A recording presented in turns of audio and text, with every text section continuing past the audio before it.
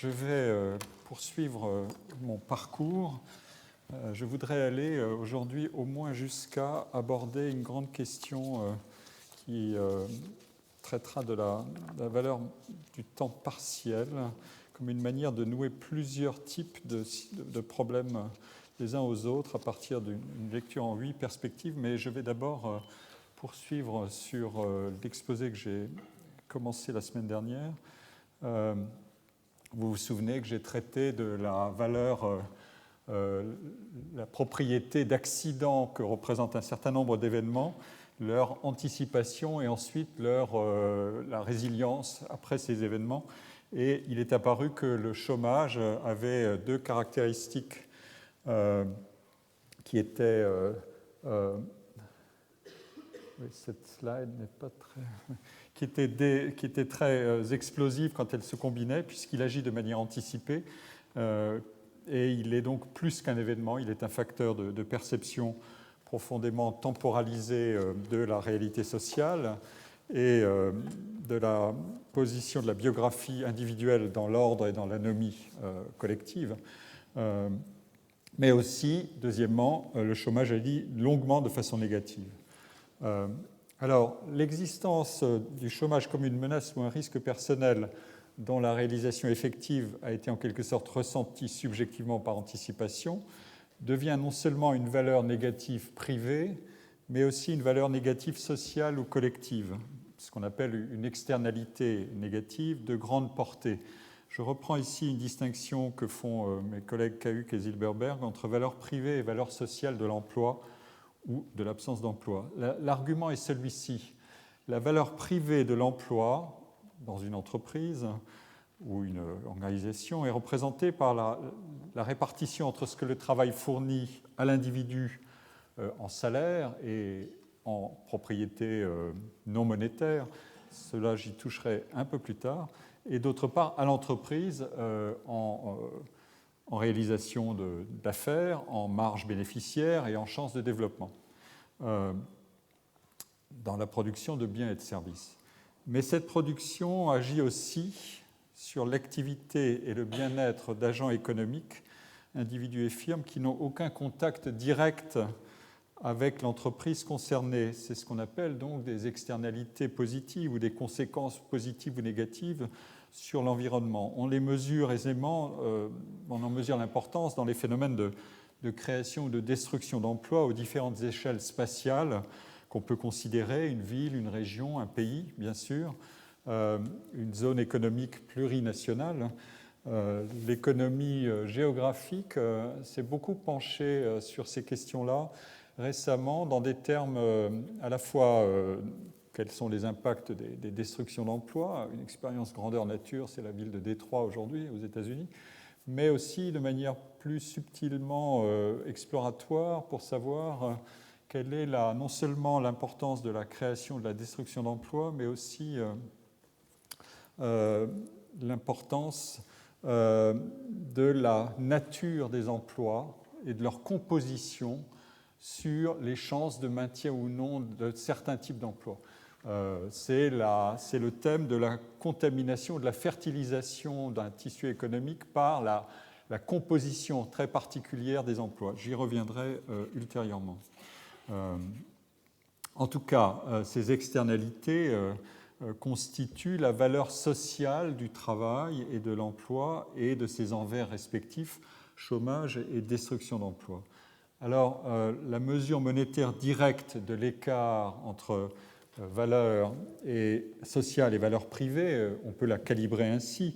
Le chômage ou l'inactivité diminue un certain nombre de grandeurs, d'abord les ressources individuelles, bien sûr, mais aussi collectivement, les recettes de prélèvements obligatoires assis sur le travail, les recettes fiscales, et elles augmentent aussi les montants de transferts sociaux qui sont destinés à indemniser les chômeurs ou à actionner les protections de minima sociaux pour les chômeurs qui ne sont pas indemnisés et pour les inactifs pauvres et les travailleurs pauvres. C'est donc là une des justifications, bien sûr, des mécanismes de protection de l'emploi.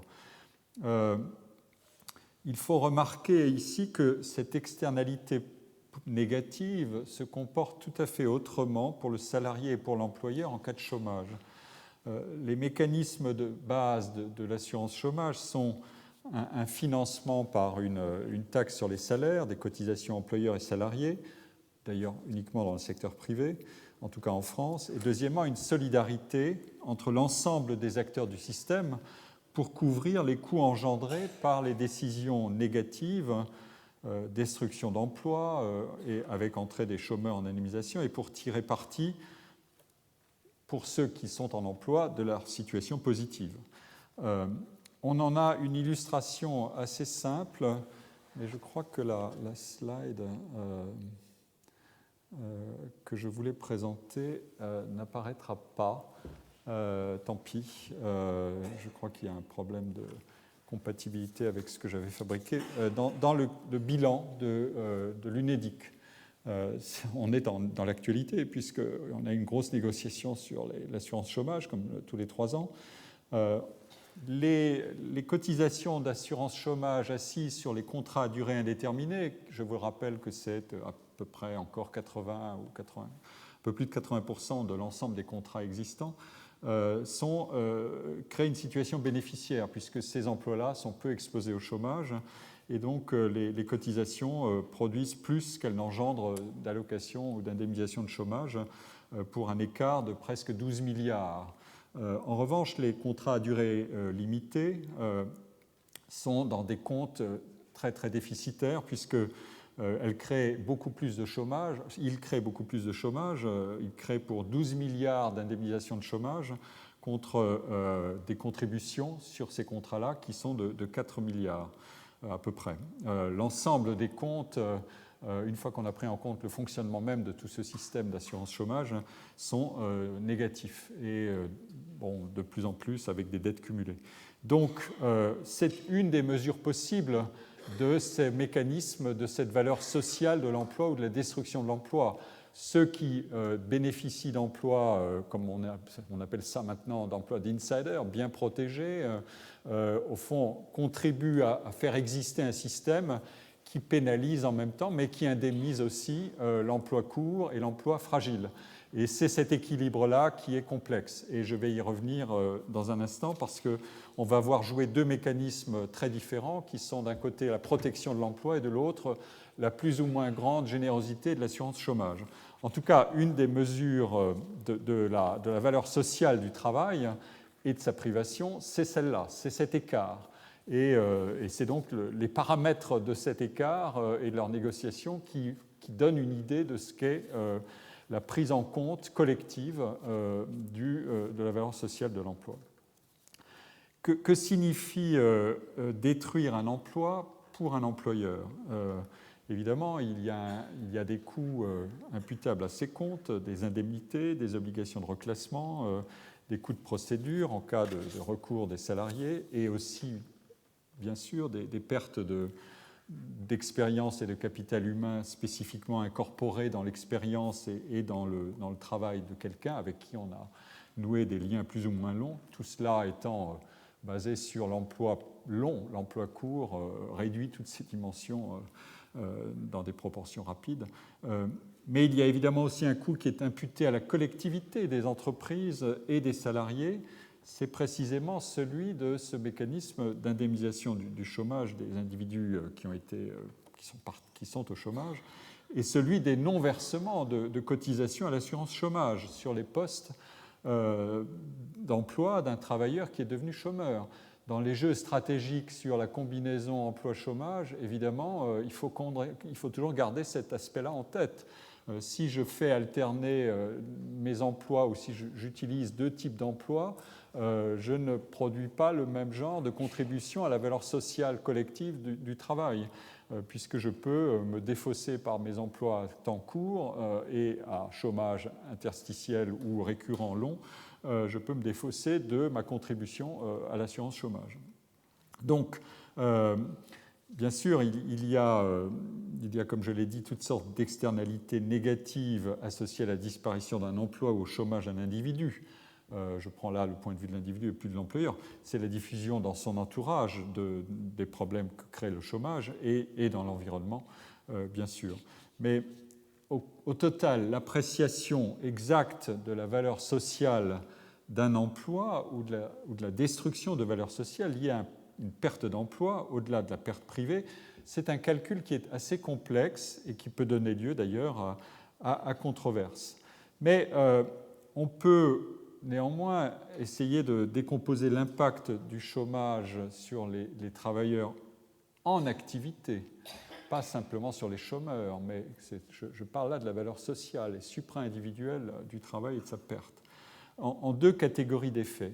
D'une part, un taux de chômage élevé a des effets négatifs généraux qui affectent toute la collectivité, une fragilisation des relations intergénérationnelles, l'actualité en donne de nombreuses preuves, une dégradation des relations sociales, un arbitrage en faveur de l'épargne contre la consommation qui peut créer une spirale anticipatrice de crise, des effets évidemment sur le niveau des prélèvements sociaux et fiscaux, sur le niveau général d'inégalité par exposition très sélective au risque d'insécurité économique.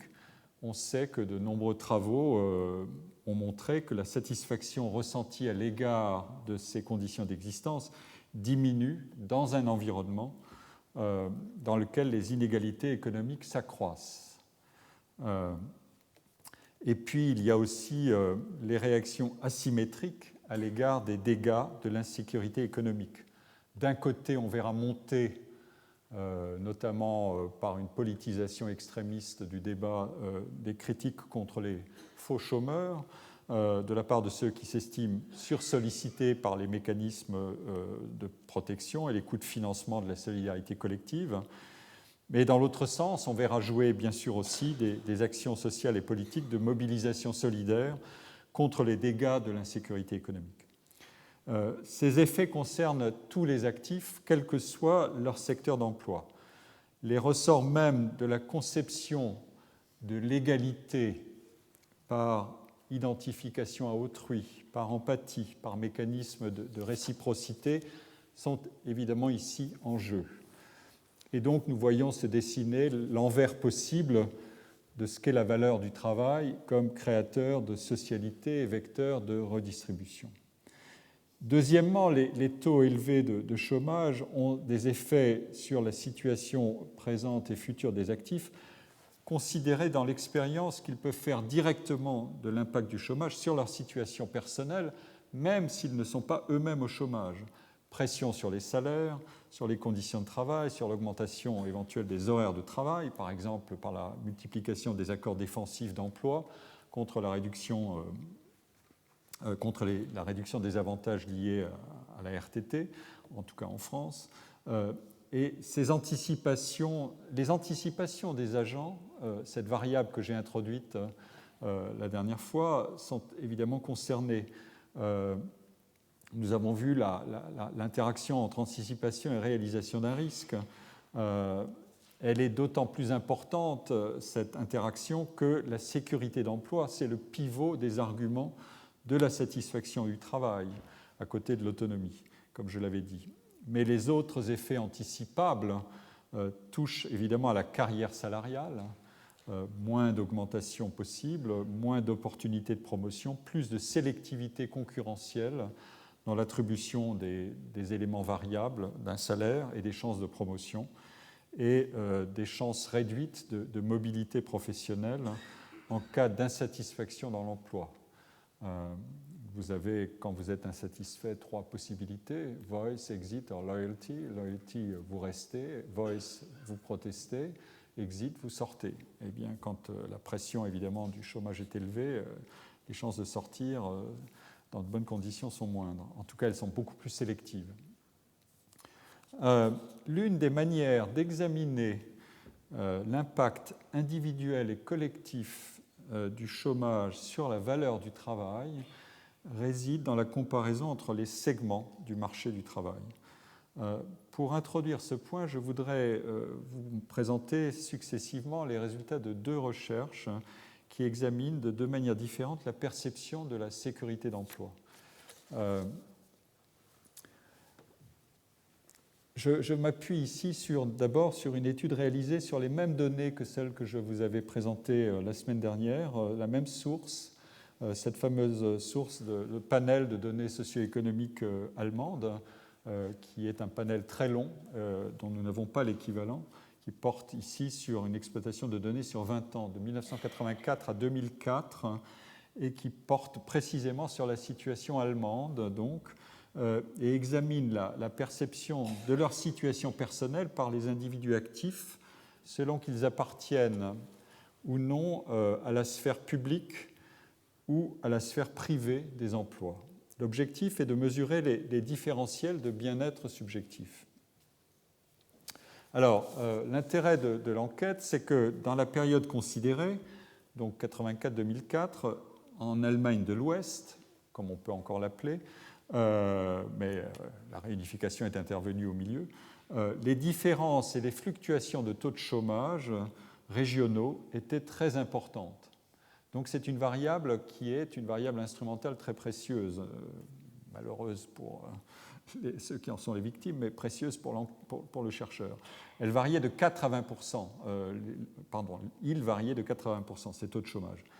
Donc ces fluctuations permettent aux chercheurs allemands en question, Lüchinger, Meyer et Stötzer, dans un article paru en 2008, de mesurer, d'identifier les différents facteurs de la sensibilité des individus au chômage, et les données de panel permettent, là aussi, comme je l'avais dit la dernière fois, de contrôler les problèmes d'hétérogénéité individuelle. Le résultat d'ensemble est celui-ci. Les individus qui travaillent dans le secteur privé sont plus fortement affectés par les chocs économiques généraux que les individus qui travaillent dans le secteur public.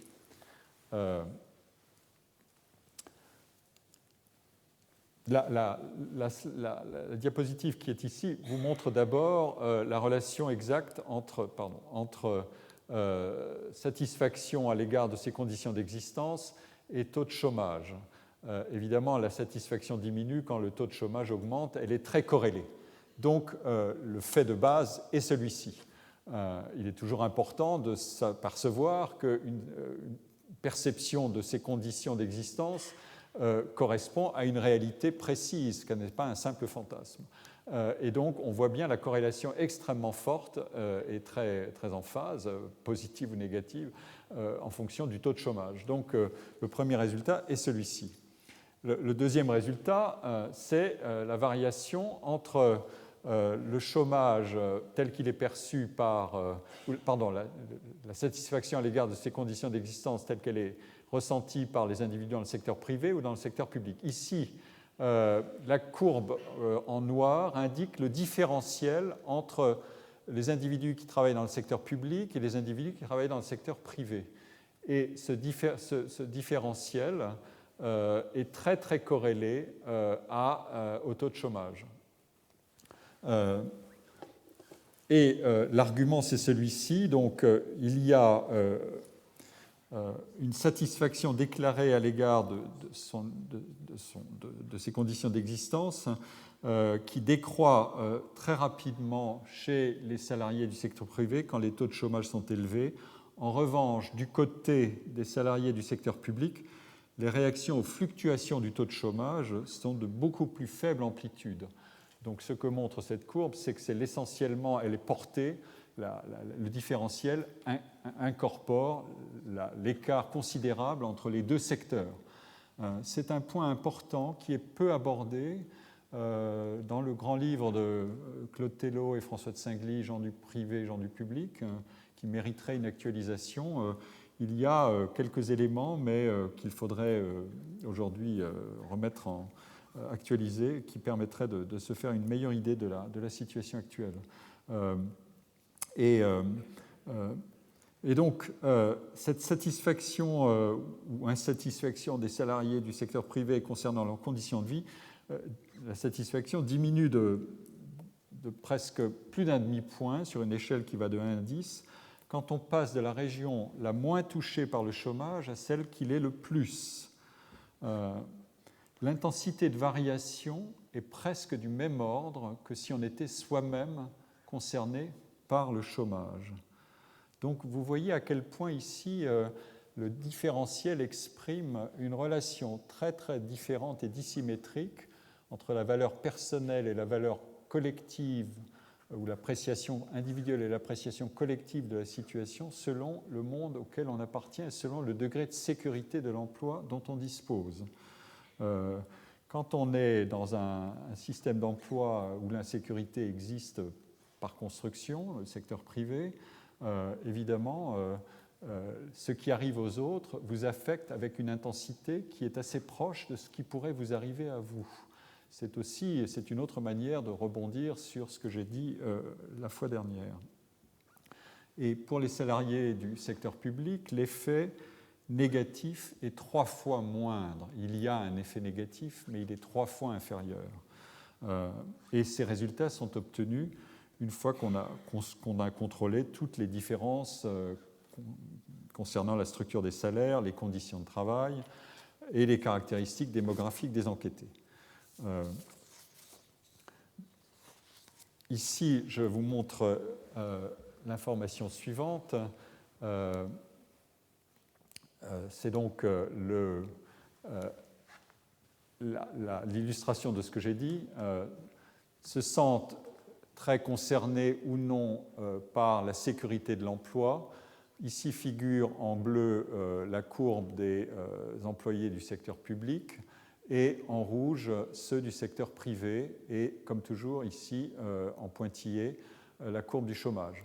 Donc l'information est très claire, tout ça après contrôle statistique précis. L'information est extrêmement claire. On peut évidemment s'interroger techniquement. Je ne vais pas rentrer dans cette discussion technique, mais il peut y avoir ce qu'on appelle des biais d'endogénéité, c'est-à-dire les salariés du secteur public ont-ils choisi d'entrer dans le secteur public en raison d'un certain nombre de caractéristiques personnelles et par exemple aussi en raison d'une plus grande aversion à l'égard du risque d'emploi. Des travaux ont cherché à contrôler ce biais d'autosélection et je peux en citer un rapidement, mais je ne vais pas m'attarder sur lui. Il concerne l'Ukraine et il concerne les différences de satisfaction à l'égard du travail dans le secteur public et dans le secteur privé. Et pour rebondir sur l'exposé de mon collègue Marc Gurgan de la semaine dernière, le chercheur a disposé d'une expérience naturelle, d'une expérience sociale en grandeur nature, plus exactement, puisque après le démantèlement du système de contrôle collectif de la propriété et la fin du régime communiste, on a affecté un certain nombre de travailleurs aléatoirement entre secteur privé et secteur public. Et donc, il n'y a pas de biais d'endogénéité. Et cette affectation aléatoire, qui était une manière de résoudre le problème de qui doit aller où, on voit dans le travail qu'il a réalisé à quel point la satisfaction à l'égard de la sécurité que procure un emploi public est évidemment très supérieure à celle que ressentent les individus dans le secteur privé. Donc, c'est une manière de répondre à l'argument des biais d'endogénéité. La deuxième recherche sur laquelle je voudrais m'appuyer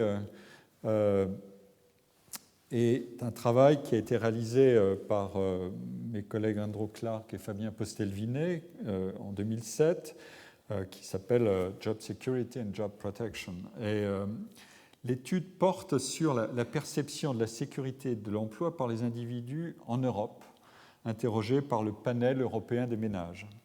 Et il porte donc sur 15 pays européens. Dans les questions qui ont été faites, figurent des questions qui concernent les éléments de satisfaction au travail. Êtes-vous aujourd'hui satisfait avec votre emploi et avec le secteur où il se trouve en termes de sécurité d'emploi? L'analyse, elle a une perspective différente de celle que j'ai adoptée tout à l'heure parce qu'elle ne met pas cette satisfaction à l'égard de sa situation de travail en relation avec le taux de chômage, mais avec l'indicateur de sécurité de l'emploi qu'a construit l'OCDE, d'une part, et avec un indicateur de plus ou moins grande générosité de l'assurance chômage, d'autre part. Alors, pour ceux d'entre vous qui ne connaissent pas ces indicateurs, les indicateurs que l'OCDE a développés, qui sont des constructions, qui résument beaucoup d'informations en un score, sont des indicateurs, il y en a 21, qui quantifient pour les employeurs et en fonction des règles en vigueur chaque année, premièrement, les coûts et les procédures liées au licenciement individuel ou collectif. Quand il y a des coûts élevés, la protection de l'emploi est élevée. Quand il y a des coûts plus faibles et des procédures moins lourdes, évidemment, la protection de l'emploi est moins grande. Et deuxièmement, les conditions plus ou moins restrictives de recrutement des travailleurs dans le cadre de contrats à durée déterminée ou de contrats d'intérim.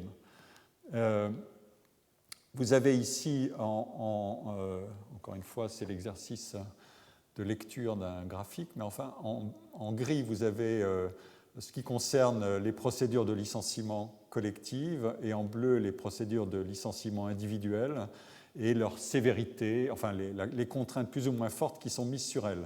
Et les pays sont classés en fonction du taux de contrainte et donc du taux de protection à l'égard de l'emploi en termes de contrôle sur les procédures. Et vous voyez que les pays comme les États-Unis se situent tout à fait à gauche. Plus on va vers la droite, jusqu'ici, ici on a plutôt les pays émergents, plus on va vers la droite dans les pays de l'OCDE, plus on va vers des protections élevées de l'emploi. Les pays comme les États-Unis, la Nouvelle-Zélande, le Canada ou l'Angleterre, donc les pays à culture anglo-saxonne, comme on dit, se situent évidemment assez bas dans la protection de l'emploi. Et les pays européens classiques, l'Allemagne se situe très haut dans la protection contre les licenciements, la Belgique, les Pays-Bas, la France, l'Italie, le Luxembourg, le Portugal, et voilà. Donc on a là, l'Autriche est là, on a là une hiérarchie très précise et la composition interne importe aussi, mais c'est évidemment la distribution qui est très éloquente. Le deuxième graphique concerne donc la régulation des contrats. Ce thème qui est lancinant actuellement sur les réformes structurelles et la réforme du marché du travail. Quel est le degré de procédure ou de contrainte procédurale sur l'adoption ou non des contrats courts et les fixed term contracts, les contrats à durée limitée. Et ici en bleu, et d'autre part les contraintes sur l'emploi temporaire, l'emploi en intérim. Et donc, pareil, vous avez de nouveau cette polarisation, mais avec des effets différents. Il y a des variations tout de même. Les pays anglo-américains, anglo-saxons sont toujours à gauche, donc ont les procédures les moins lourdes. Et en revanche, et des pays comme la Suède ou l'Irlande se situent aussi du côté des contraintes relativement légères sur les contrats de ce type, comme le Danemark ou l'Allemagne.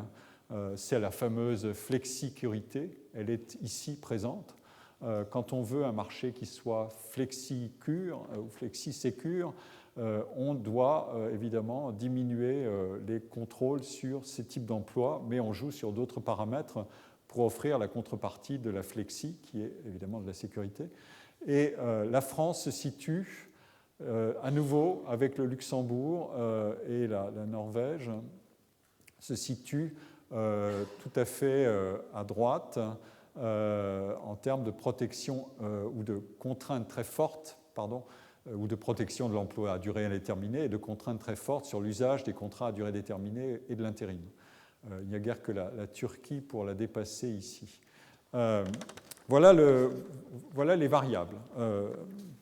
Et donc, le problème qui est présenté, qui est important, c'est premièrement l'insécurité à l'égard de l'emploi. son caractère individuel et collectif est évidemment une préoccupation majeure. C'est le versant concernant la protection de l'emploi. Mais deux, il y a une frontière de possibilités entre un marché du travail plus dynamique et une réduction de cette insécurité sociale. Le meilleur des deux mondes est difficile. 3. La doctrine dominante en Europe, en tout cas dans le discours européen supranational, est plutôt moins de législation sur la protection de l'emploi et en revanche des indemnités de chômage suffisamment généreuses. C'est ce thème de la flexi-sécurité qui a d'abord été adopté en Europe du Nord et ensuite en Allemagne et aujourd'hui qui frappe à la porte de l'Europe du Sud et qui est adopté plus ou moins en Europe du Sud. Donc il y a un trade-off entre protection à l'égard de l'emploi et mécanisme assurantiel contre le chômage qui peut être exprimé dans un autre vocabulaire et qui est un vocabulaire essentiel. C'est un conflit de deux positions qui fait écho à ce que j'ai dit précédemment. Les insiders du marché du travail, ceux qui ont déjà un emploi et de bonne qualité, et leurs représentants syndicaux sont essentiellement en faveur d'une protection de l'emploi qui protège les avantages d'insiders, alors qu'une politique agissant davantage sur l'indemnisation du chômage favoriserait plus de fluidité du marché du travail et donc favoriserait davantage les outsiders ou diminuerait l'écart entre insiders et outsiders. Quand la jeunesse aujourd'hui proteste contre la trappe à contrat à durée déterminée, alors que le cœur du marché du travail en France, celui des contrats à durée indéterminée, est occupé massivement par les 30-49 ans, on a là une illustration de ce problème et des conflits qu'il crée. Les marchés du travail sont la résultante de ces choix en termes de composition entre main-d'œuvre stable du noyau dur des insiders et main-d'œuvre précaire à l'entrée et à la sortie en âge du marché du travail. Alors, l'analyse de mes collègues consiste à relier les réponses à la question sur la sécurité de l'emploi et le sentiment à l'égard de la sécurité de l'emploi avec les indicateurs construits par le CDE et les indicateurs de plus ou moins grande générosité de l'assurance chômage.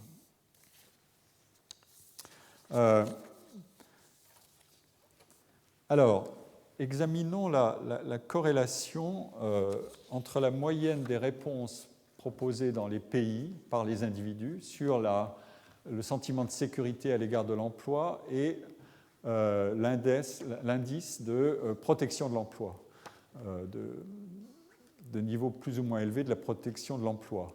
Le sentiment de la corrélation est très clair, elle est négative. Dans les pays où il y a une faible sécurité, un fort sentiment de sécurité de l'emploi, la protection à l'égard de l'emploi est relativement faible, alors qu'en France, en Espagne, en Italie, en Grèce, et un peu plus loin au milieu en Pays-Bas et en Finlande, mais surtout ici, évidemment, le sentiment à l'égard de l'insécurité ou des risques d'insécurité dans l'emploi est beaucoup plus fort, alors que pourtant l'indice de protection de l'emploi est beaucoup plus élevé. Voilà le premier résultat. Le deuxième résultat examine la relation avec l'indice de générosité, entre guillemets, de l'assurance chômage. Et ici, on a exactement le mécanisme inverse. La corrélation est un peu moins forte, mais on a une relation inverse. Le sentiment de sécurité à l'égard de l'emploi augmente à mesure que l'indemnisation est plus généreuse. Elle est à la fois plus généreuse en termes financiers, mais aussi en termes de mécanismes. Et vous voyez ici pourquoi, à travers la position élevée du Danemark et des Pays-Bas, c'est que l'imbrication entre le fait d'avoir un marché du travail plus fluide veut dire que la flexibilité est non seulement du côté du travail, mais aussi du mécanisme assurantiel. C'est le thème de cette flexi-sécurité. Et du coup, le sentiment de sécurité augmente parce que le caractère stigmatisant du chômage est bien moindre ici et les capacités de rebondir, en quelque sorte, sont plus élevées. Et parce qu'aussi le traitement même de la question du chômage à travers toutes sortes de dispositifs, on en avait parlé la semaine dernière, est très différent. Autrement dit, on ne fige pas la situation en 0 ou 1. 0, c'est chômage, 1, c'est emploi, mais on crée des continuums à travers des mécanismes assurantiels qui augmentent évidemment le sentiment qu'on n'anticipe pas le chômage comme un événement de rupture complet, mais on lui donne évidemment un halo de signification et de probabilité qui est en fait une désignation de transition plus aisée entre les deux états. Voilà le deuxième résultat qui apparaît. Et donc, on peut ensuite examiner les variables qui agissent sur ce sentiment de sécurité. Et je résume ici c'est-à-dire les variables individuelles. L'impact des variables du condition du marché du travail, quel est le taux de chômage local, de type d'emploi, la quantité d'emplois en CDI, emploi temporaire, emploi permanent dans les différents pays, et puis les variables individuelles classiques, âge, éducation, statut matrimonial, présence d'enfants au foyer, etc. Et voilà les 5 grands résultats qui apparaissent. Après un certain nombre de contrôles techniques d'autosélection, les travailleurs, encore une fois, se sentent évidemment beaucoup plus en sécurité dans les emplois publics permanents et le moins en sécurité dans les emplois temporaires. C'est un résultat à nouveau qui paraît banal, mais au moins il a la vertu de renforcer l'argument selon lequel les mesures subjectives de la sécurité en emploi prédisent les éléments objectifs de cette sécurité. Donc je suis à nouveau sur cette question de la relation entre le subjectif et l'objectif. Il y a un grand débat dans la littérature en sciences sociales aujourd'hui sur que valent exactement ces mesures de satisfaction à l'égard de ceci ou cela. Est-ce que c'est du pipeau ou est-ce que c'est de la bonne matière? Eh bien, sur un certain nombre de problèmes aussi fondamentaux que cela, on voit bien que c'est de la matière qui a du sens et qui peut être une ressource très intéressante pour la recherche. Parce qu'elle permet de faire le lien entre l'objectif et le subjectif dans des conditions suffisamment bonnes. Donc, les évaluations par les travailleurs de leur situation sont correctes. Deuxièmement, le sentiment de sécurité en emploi permanent et temporaire du secteur privé est corrélé positivement avec la générosité de l'assurance chômage dans les différents pays. Et en revanche, il est corrélé négativement avec la protection, comme je l'ai dit. Les emplois du secteur public sont considérés comme les plus sûrs et la corrélation avec le sentiment de sécurité est à peu près nulle. Ici, c'est les individus du secteur public. C'est un tableau d'une régression logistique. Toutes choses égales par ailleurs. On a à gauche les emplois du secteur privé, au milieu les emplois du secteur public et à droite les emplois en contrat temporaire. Et on examine les coefficients. Le sentiment de sécurité dans le secteur privé diminue évidemment beaucoup avec l'expérience de chômage antérieure, avec ce que j'ai dit, la rigueur de la protection contre le licenciement, et augmente avec le système d'indemnisation du chômage qui est plus favorable et mieux adapté. En revanche, la corrélation est nulle pour le secteur public avec la question de la protection de l'emploi. Essentiellement, ça ne joue pas de rôle. Et à l'inverse, pour les emplois temporaires, les corrélations sont fortes évidemment avec l'expérience du chômage et avec à nouveau la question de la protection de l'emploi, et elles sont extrêmement fortes avec la capacité du système d'assurance chômage à coller à la réalité de ce que sont ces emplois-là. C'est ça le problème. Et le score est extrêmement élevé, une corrélation de 1,4 est très élevée, avec un seuil de significativité excellent. Donc, on a là un vrai fossé entre ces trois mondes qui est perceptible. Ce fossé qui existe dans la perception de la sécurité de l'emploi entre secteur public et autres types d'emplois peut être interprété comme le gain à être un insider. Et en ce sens-là, il déborde la simple sphère publique, mais il y est incarné davantage dans la sphère publique. Ce fossé augmente avec la rigueur de la protection de l'emploi et diminue avec la générosité de l'assurance chômage. Voilà un certain nombre de résultats qui donnent une vision évidemment très contrastée de ce qu'est la valeur du travail en fonction du risque de chômage selon le monde où l'on se situe et qui donne une dimension évidemment temporelle très importante à cette perception. Il est évident qu'un système d'emploi dans lequel votre horizon est à risque nul en termes de rupture de la situation d'emploi est un horizon où vous pouvez développer des hypothèses sur le développement de soi, etc., et construire évidemment l'avenir comme un horizon aisément anticipable, alors que la situation n'est pas du même ordre, et je veux dire aussi toute qualification réunie. Alors que dans l'autre monde, la probabilité du chômage augmente avec les faibles qualifications et donc l'exposition au risque est beaucoup plus sélective une fois qu'on a dit que le risque est de toute façon par construction présent alors qu'il ne l'est pas ailleurs. Il n'est pas dans le premier monde.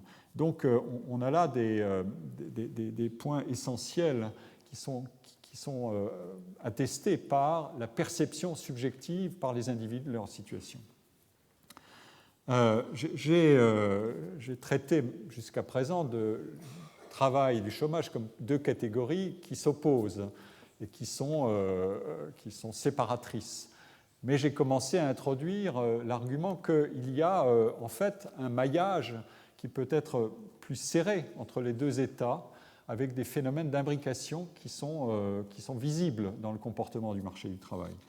Eh bien, on peut dire que plus que mes collègues économistes, les sociologues, dont je suis, sont attentifs aux propriétés de construction sociale et de séparabilité entre ces catégories, telles que emploi, inactivité, chômage, à la fois pour indiquer qu'elles ont une histoire et deuxièmement que les qualifications des différents états distincts varient avec les configurations sociales, avec les législations, avec les régimes d'assurance sociale.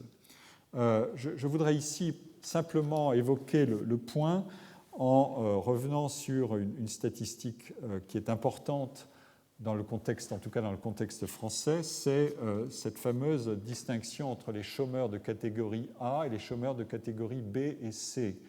Les chômeurs de catégorie A sont ceux qui sont en recherche d'emploi mais qui ne travaillent pas du tout pendant qu'ils sont en recherche d'emploi. Et les chômeurs de catégorie B et C sont des individus qui sont en recherche d'emploi mais qui travaillent soit moins de 78 heures en catégorie B, soit plus de 78 heures et moins de, aujourd'hui 110 heures, mais auparavant c'était un peu plus, donc il faut faire attention dans les analyses longitudinales, tout en recherchant un emploi.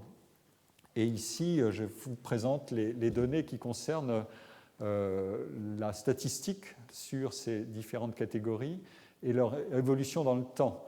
On a là une donnée qui part de 1995 et qui va jusqu'en 2011. Et vous voyez que la part des individus qui sont en activité réduite, comme on dit, c'est-à-dire les catégories B et C, a augmenté de manière considérable. Alors qu'on a au-dessus les allocataires qui ne sont pas indemnisés et qui sont en activité réduite. Donc en bas, ils sont indemnisés et en activité réduite. Au-dessus, ils ne sont pas indemnisés mais en activité réduite, donc ils travaillent, mais ils recherchent un emploi. Et la ligne verte, c'est celle des allocataires indemnisés sans activité. Donc on a 1,5 million de chômeurs qui sont en tout cas à la fin 2013, pardon, à la fin 2011. On a 1,5 million de chômeurs qui sont sans activité et qui en recherchent une, les catégories A, et 1,5 million et 1,1 million de chômeurs en activité réduite, indemnisés ou non. Donc vous voyez que la composition du chômage, elle s'est beaucoup transformée. Cette catégorie de l'activité réduite a doublé en 15 ans. Et donc le maillage entre chômage et emploi s'est totalement transformé. Évidemment, l'explication vient en bonne partie de la différenciation et de la multiplication des formules contractuelles d'emploi et du caractère peu dynamique du marché du travail. Donc l'imbrication veut dire que en activité réduite, un individu, un allocataire perçoit en 2011 755 allocations par mois qui s'ajoutent à 610 € par mois de revenus d'activité. Voilà l'équation moyenne de la situation. À titre de repère, les allocataires indemnisés qui n'ont pas d'activité perçoivent en moyenne 1 095 €. Donc on voit bien le gain moyen à combiner les deux situations, par nécessité évidemment, mais aussi par contrainte de la part des employeurs, de l'offre d'emploi, du type d'offre d'emploi. Alors que ceux qui sont en activité réduite, donc qui se déclarent chômeurs, mais qui travaillent néanmoins, en tout cas moins de 110 heures, mais qui ne sont pas indemnisés parce que leur activité leur procure trop de revenus pour être indemnisés par le chômage, eux, ils gagnent en moyenne 1 560 €. Vous avez là l'équation. 1560, je travaille beaucoup, mais je suis au chômage, mais je me procure des activités partielles. 1300, je combine, et 1000, je suis sans activité réduite. Je suis un chômeur pur. Cette part d'activité réduite a beaucoup augmenté dans le temps, mais elle a aussi augmenté, elle a frappé différemment. Pardon, je vais aller directement ici. Elle a frappé différemment selon l'âge. Vous avez ici la courbe selon l'âge. Vous voyez que ça, c'est la proportion des seniors, et ici, ce sont les jeunes allocataires. 25-49 ans, c'est cette courbe supérieure, et moins de 25 ans, c'est la courbe centrale, et plus de 50 ans et plus, c'est la courbe inférieure. Et vous voyez que le taux de progression le plus rapide, c'est celui des seniors. Donc vous avez ici une équation de comment combiner des situations d'exposition au risque avec le maintien à la frontière du marché du travail selon l'âge. Les jeunes, évidemment, sont depuis longtemps, mais de plus en plus, et dans des proportions de progression qui sont un peu inférieures à celles des seniors, les jeunes sont toujours exposés beaucoup plus et combinent davantage ces situations d'imbrication entre chômage et emploi, parce que c'est évidemment l'incidence propre du CDD qui est beaucoup plus forte sur les jeunes, comme un mécanisme à la fois de probation, de recrutement sélectif, de tests à l'entrée du marché du travail et de pénalisation de la sous-qualification initiale des individus qui n'ont pas d'expérience, sans parler des problèmes de composition de la main-d'œuvre entre main-d'œuvre qualifiée et non qualifiée. Enfin, j'ai d'autres données sur le... Je ne sais pas si elles sont présentes ici. Non, j'ai oublié de la faire figurer. Donc, j'espère peut-être revenir plus tard sur ces trois catégories de salariés atypiques qui combinent les trois catégories, ceux qui sont en CDD classiques, en quelque sorte, ceux qui sont en intérim et ceux qui sont dans des emplois où on combine beaucoup plus rapidement chômage et emploi, les intermittents, qui sont ceux qui en appellent le plus à ces mécanismes-là. Pour vous donner une idée, les intérimaires sont 65% à utiliser l'alternance emploi-chômage en activité réduite. Les intermittents du spectacle sont 83% dans une année donnée et ceux qui sont en CDD sont 45%. Voilà l'équation de notre flexi-sécurité à nous en France. La part d'ailleurs du recours à l'emploi, au chômage indemnisable dans l'activité réduite, elle est très fortement concentrée aussi, c'est-à-dire qu'il y a une minorité d'individus qui ont beaucoup plus d'intensité d'aller-retour entre les deux États. 10% des allocataires de l'assurance chômage sont à l'origine de 53% du total des mois d'activité réduite. Donc vous voyez qu'à l'intérieur de ces situations, il faut décomposer, comme toujours. Il faut beaucoup décomposer. J'en viens maintenant à la question la question qui est qu'est-ce qui détermine l'individu à travailler plutôt qu'à ne pas travailler. Et il y a là 6 classes de problèmes que je vais énumérer rapidement. Je vais m'attarder principalement sur le dernier d'abord, mais je vais vous les citer successivement. Il y a premièrement l'analyse du rendement des études, les études constituent une forme de sacrifice du loisir et donc une forme de travail en vue d'un gain ultérieur. C'est un point très important qui peut faire l'objet de nombreuses analyses, notamment si allonger ces études devient à un moment donné à un rendement qui décroît au-delà d'un certain seuil ou aussi selon le type d'études qu'on pratique.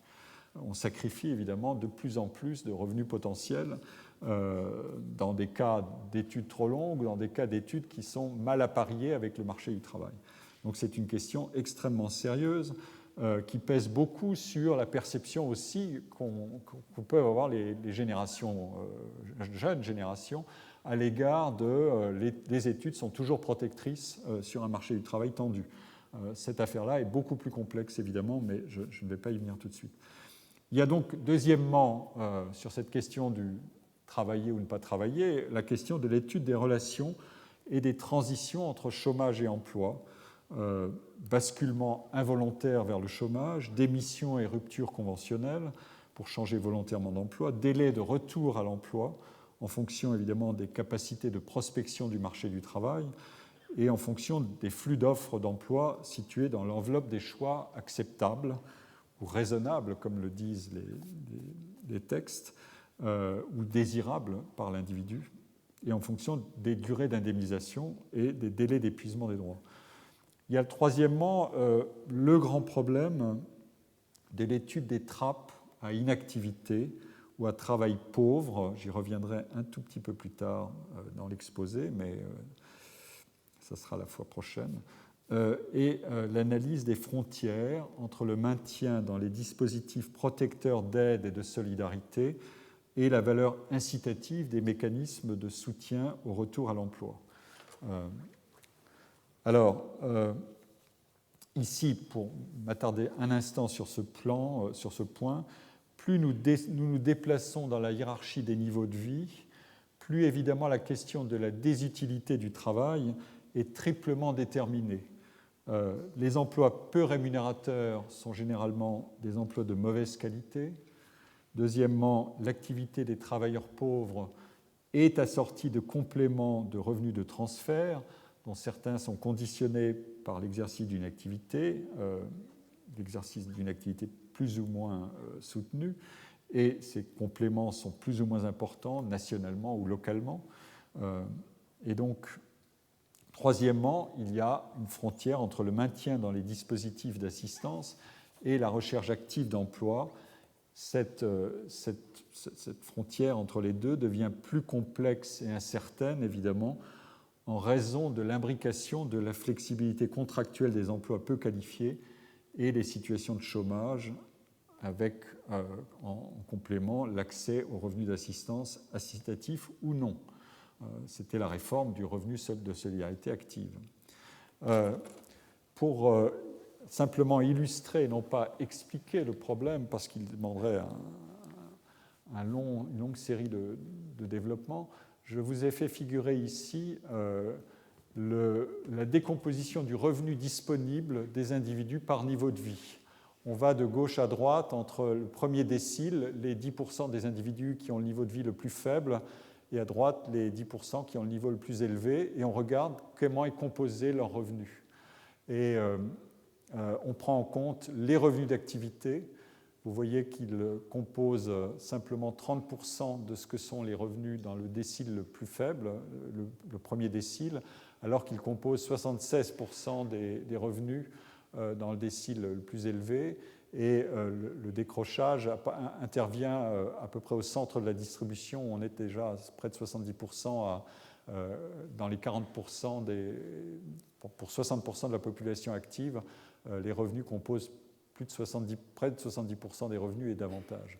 Donc on a là ici une population qui est effectivement beaucoup plus éloignée, non pas du travail, mais de la valeur rémunératrice du travail. Et de quoi sont faits les revenus dans cette catégorie-là? Ils sont faits beaucoup d'allocations, de prestations, de minima sociaux. Allocations, logements et minima sociaux représentent presque 30% des revenus, les prestations familiales 12%, et ici on a des indications sur les retraites puisqu'on considère l'ensemble des ménages. Et il représente cette proportion-là concernant les pensions et les retraites, c'est-à-dire les revenus de remplacement, elle est assez constante, elle varie assez peu, enfin elle fluctue un petit peu, notamment vers la classe moyenne, mais elle représente 1/5 des revenus.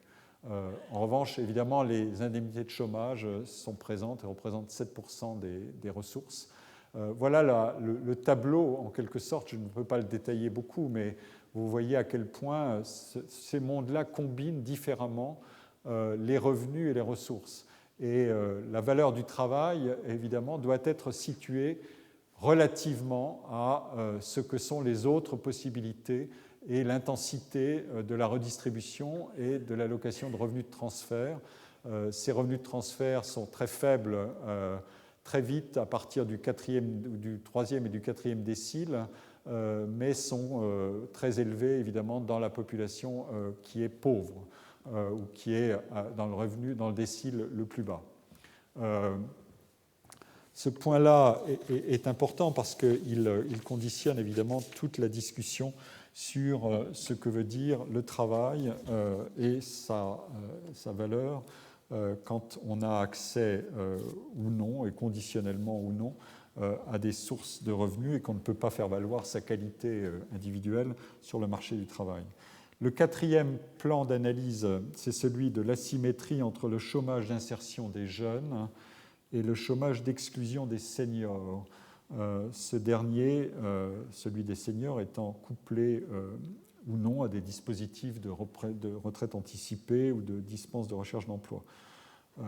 Vous avez noté que l'une des explications de la progression importante du nombre de chômeurs de longue durée, c'est la proportion de ceux qui sont de plus de 50 ans, qui sont très fortement représentés parmi les chômeurs de longue durée. Cette surreprésentation des seniors dans le chômage de longue durée tient tout simplement aujourd'hui, c'est un effet assez massif, enfin tout simplement non, mais tient beaucoup à la diminution ou à la suppression des aides publiques au plan de pré-retraite. Et une autre explication tient évidemment à des effets de composition, car l'allongement de la vie active agit sur la probabilité de chômage des seniors. Le cinquième argument, et je vais les détailler tous les 6, puis je m'arrêterai, ce sont les arbitrages et les négociations entre les membres d'un ménage sur le choix entre travail, activité partielle, retrait temporaire ou définitif du marché du travail, et évidemment en fonction de la composition du ménage et de la position dans le cycle de vie.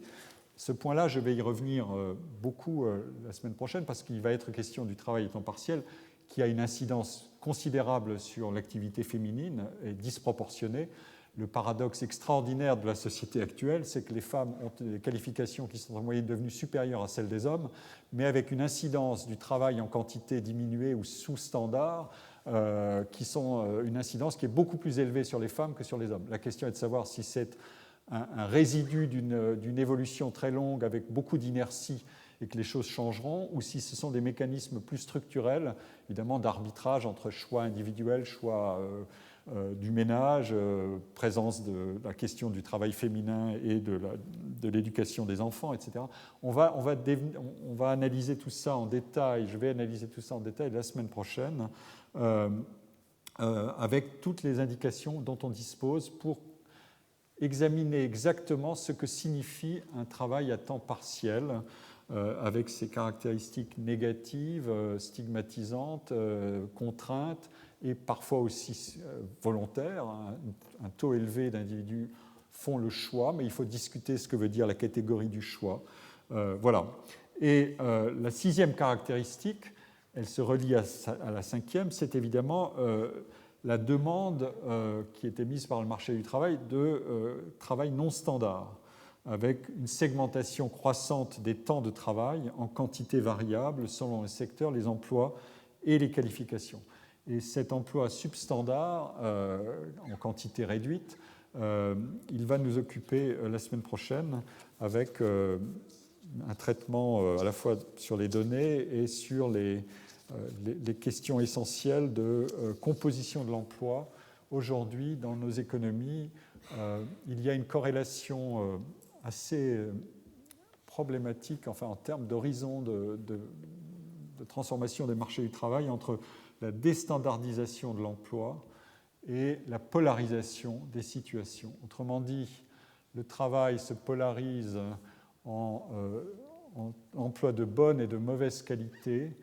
Les emplois de mauvaise qualité sont de plus en plus des emplois qui sont sécables en quantité. Les emplois de bonne qualité croissent, mais se concentrent aussi sur un certain nombre de secteurs d'activité. Et il y a une corrélation redoutable entre les deux mécanismes. Quelle est la qualité, la corrélation entre quantité et qualité qui devient un problème.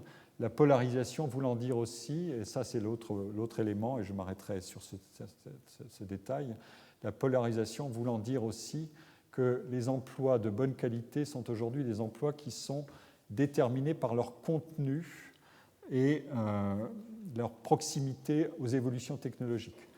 Et ce que veut dire la polarisation, pour finir, c'est, je l'annonce, mais je le développerai, c'est au centre de la distribution que se situent maintenant les problèmes. C'est la fameuse crise de la classe moyenne.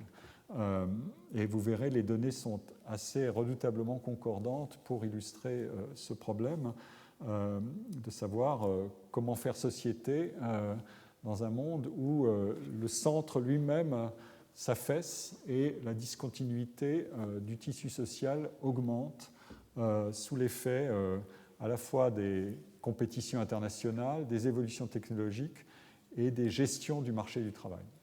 Je vous remercie et je m'interromps maintenant pour accueillir mon invité, Philippe Dagen, qui va nous parler de bien d'autres choses, mais toujours dans le cadre de mon séminaire sur l'évaluation.